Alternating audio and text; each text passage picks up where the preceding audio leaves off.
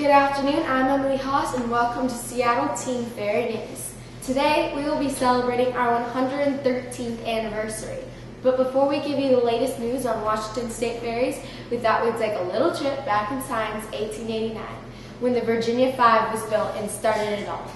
The Virginia Five wasn't the only ferry filling the waters in 1889.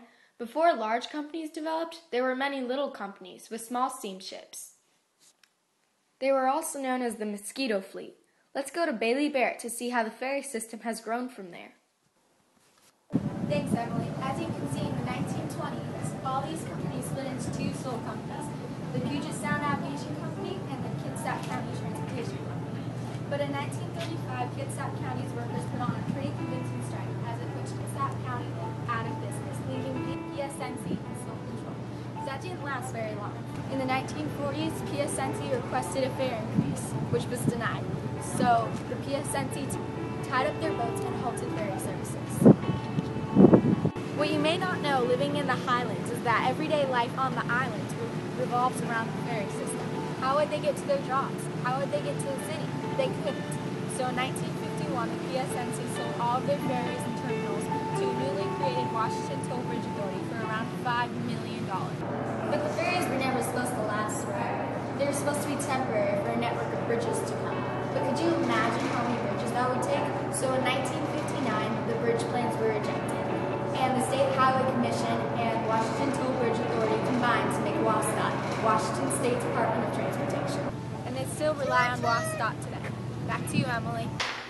Thanks, Bailey. Ever wonder what it takes to become a ferry captain? Well, a lot more than you think. To start off the process, you have to be approved by the Coast Guard.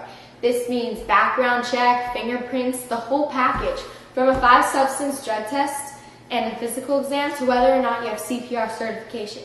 But surprisingly enough, you'll never have to prove you can drive a boat, but you will have to pass a 120-question test. All this and you're ready to go. Land the job and you'll be making $120 to $200K every year.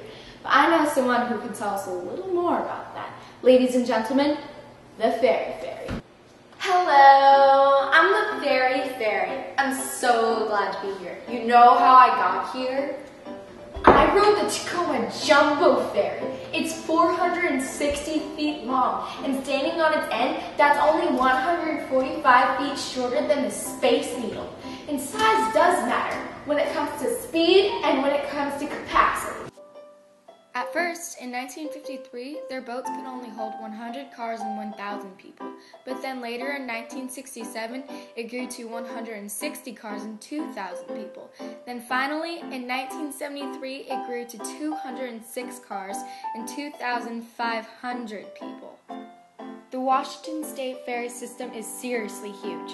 With 10 routes, 20 terminals, over 1 million cars, 26 million people, and 19.7 million gallons of fuel every year. It's the largest ferry system in the entire United States of America, and possibly in the world. But with 21 huge ferries, there comes responsibility. Like, are there any accidents? Do they stay super safe? Did anybody die?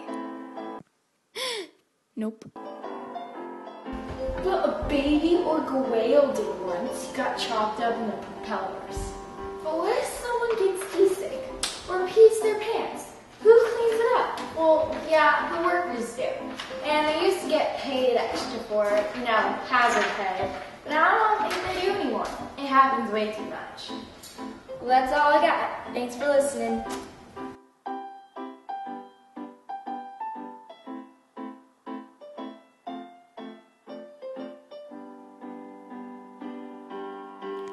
Washington State Ferries are not only for commercial uses, but also attract tourists with the outstanding scenery. Even weddings have been held on Puget Sound ferries. Want to learn more? Check out WSDOT's official website at wasdot.wa.gov.